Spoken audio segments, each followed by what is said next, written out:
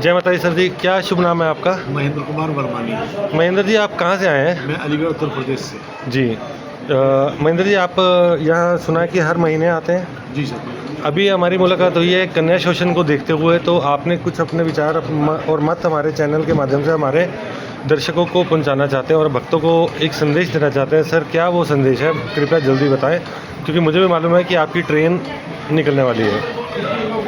कन्याओं की उचित शिक्षा का प्रबंध होना चाहिए, जिससे कि ये जो अपना जो धनोपार्जन का तरीका अपनाए हुए जो यात्रियों को फोर्स करते हैं कि भाई हमें इतना दीजिए, और जी बिल्कुल, इनका जो है प्रॉपर विकास हो सके। इनका विकास होगा कन्याओं का, तो देश का स्वतः विकास होगा। साथ ही साथ मैंने ये भी सुना है कि आपने कई बार इसकी लिखित रूप में शिकायत दी है और अन्य चैनल के माध्यम से आपने अपनी बात पहुंचाने की भी कोशिश की है, लेकिन इस पर कोई भी सुनवाई प्रशासन द्वारा नहीं की जा रही है। इसके बारे में मुझे बताएंगे थोड़ा सा? इसके अलावा मैं थोड़ा सा और कहना चाहूँगा कि जो लोग मदद के नाम पर कहते हैं हमारा पर्स चोरी हो गया है, हमारा पैसा चला गया है, उनके पूरा जो है अर्धकुंवारी के 1 किलोमीटर नीचे और 1 किलोमीटर ऊपर ये लोग सक्रिय रहते हैं। ये लोग भी इसी प्रकार से करते हैं, जबकि पैम्पलेट्स प्रशासन ने लगाई है, हम नहीं जानते। जब प्रशासन इन्हें चिन्हित कर चुका है तो इन्हें हटाने की व्यवस्था क्यों नहीं करता है? बिल्कुल सही बात है, और इस बारे में हम भी लगातार आवाज़ उठाते आ रहे हैं। और वही बात है कि प्रशासन कब जागेगा, कब यहाँ की पुलिस जागेगी और कब यहाँ के जो धार्मिक यात्री हैं या अन्य लोकल यात्री हैं वो इन सब के बारे में अवगत करवाएंगे और साथ ही साथ इस पर एक उचित अंकुश लगेगा। आपकी राय इसके बारे में क्या है? इसके अलावा मैं एक विषय और अगर इजाज़त दें तो कैसे? जी बिल्कुल। ये अभी लैंडस्लाइडिंग की जो दुर्घटना जो भी हुई है, इसके लिए जो इतना विकास हम कर चुके हैं सुविधाओं के नाम पर, इस पर एक तो रोक लगनी चाहिए और विकास नहीं होना चाहिए। क्योंकि रोजाना प्रतिदिन जो है नीचे कटरा से जो है टनों की मात्रा में जो है वजन आता है, मिनरल वाटर के रूप में, अन्य वस्तुओं के रूप में। इसकी वापसी नीचे जीरो है और ये अंत में सड़क पे से तो कूड़ा साफ हो जाता है, लेकिन गिरता पहाड़ों पे ही है। हम पहाड़ को काट करके चौड़ा कर रहे हैं और जो अर्धकुंवारी से लेकर नीचे तक का रास्ता है, जिसके फोटोग्राफ्स भी मेरे पास हैं, अभी तक उनमें जो है बहुत से स्थान ऐसे हैं जो कभी भी दुर्घटना कारण बन सकते हैं। ये तो माता रानी की कृपा है कि वो अभी बचे हुए हम लोग। इस तरफ ध्यान और दिलाना चाहूँगा। जी बिल्कुल।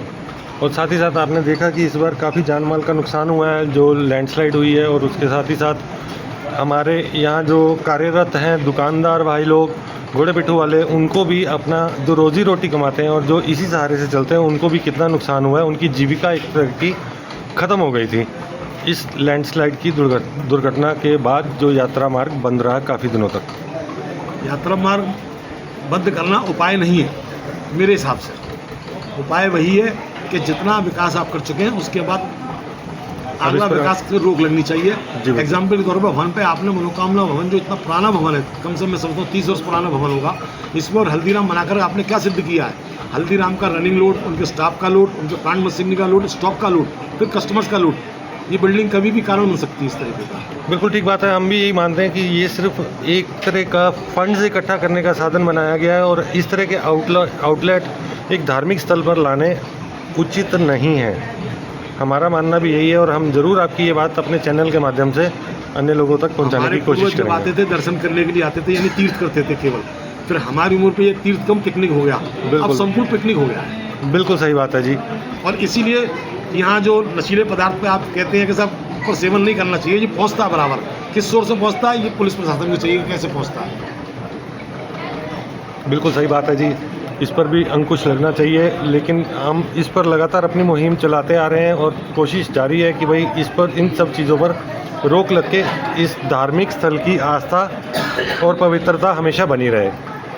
एक बात और कहना चाहता हूँ जी बिल्कुल। एक तरफ तो हम माता रानी कहते हैं साक्षात तपस्या कर रही है जी, हम घर में पूजा पाठ करते हैं तो अगर कोई विघ्न डालता है तो उससे नाराज होते हैं, पर हम जो हेलीकॉप्टर का लोड, ट्रैक्टर्स का लोड, मशीनरी का लोड, इवन आप जो पहाड़ पर भी सेफ्टी के लिए वो ड्रिलिंग कर करके जो लंबे लंबे 20 फुट के रॉड लगा रहे हैं, उस ड्रिलिंग के एरिया में कितना बड़ा गैप बन रहा है ये आप शायद नहीं देख पा रहे हैं। हाँ। वो चट्टान को रोक नहीं पाएगा, बल्कि और उन चट्टानों को कमजोर करके गिराने के लिए तैयार हो रहा है। बिल्कुल।